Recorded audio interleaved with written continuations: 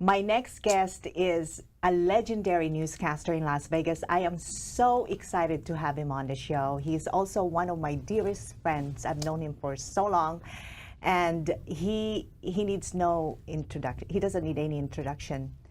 Mr. Futrell. Well, it's great to be here. How are you? No, What's I'm doing well, on? and I love the set, love the show. Isn't and it everything great? looks It's great. amazing. Yeah, Yes. so thanks for having me. Thank you for being here. I can always count on you. But so tell me, what are you up to? What am I up to? Everything, okay? Right now, teaching. What I do like teaching sports broadcasting at UNLV, so I've got a class there right now that we're doing we're starting a sports broadcasting program that they've never had before at UNLV. So that's exciting. Wow. Do that part-time. Also doing part-time work at Channel 8 with special reports, sometimes Yes. sports reports, and different stories and different reports with them, which again, it's fun. I enjoy doing that because TV news You're is, back to where you're comfortable. that's my blood. Yes, That's in my background. I didn't know when I first went on there because it had been a few years since I'd read a prompter. So I got on set and I said, I don't know, can I read this prompter again? You're such a pro. It worked out. I started and stammered my way through it, and I faked my way through it. Let me put it that way.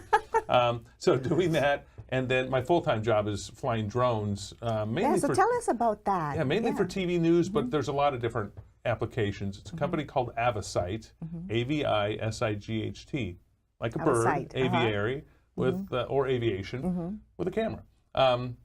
So Avisight, and what we're doing is we're flying drones for a lot of different businesses. We have a contract with Metro. We're approaching a contract with the city of Las Vegas. Very good. With different public entities. We've flown for ABC Disney Corporation for TV news. We've flown for the Discovery Channel. What we do is you get great, cool shots at a lower price with a drone. And so that's what we're doing, and we're teaming with a bunch of guys who have flown them in the U.S. military. And I know the military is very near and dear to your heart it is. with some of the efforts that we've combined on over the years. You've worked with me on different things, yes.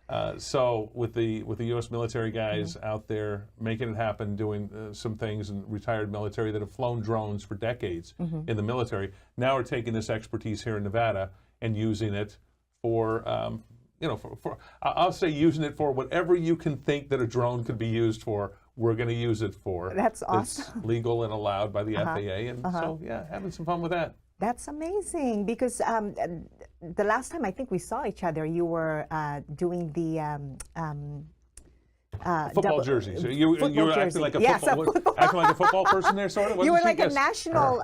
You were the national marketing director. What we were doing was we were purchasing. We had contracts with 15 NFL teams. Now, as I say that just sounds. We had contracts with 15 NFL teams. That's a pretty big deal. That's big. To buy their game-worn merchandise, the stuff that they wore on the field, the footballs that they used, and we would buy them from the teams and then sell them to fans, to sports bars, to different donate entities. them to different charities. We did donate a few to charities. Certainly did that. Yes. And so we had that. And by the way, they wouldn't wash them. They would be stinky, smelly, sweaty, dirty. That's where they wanted. That's what I would do. I would. Yeah, if you wanted it, you wanted it to be like it was. Now you can take and wash it later if you want. Exactly. But they liked having the stains on them, and from the field, from the battlefield, if you will.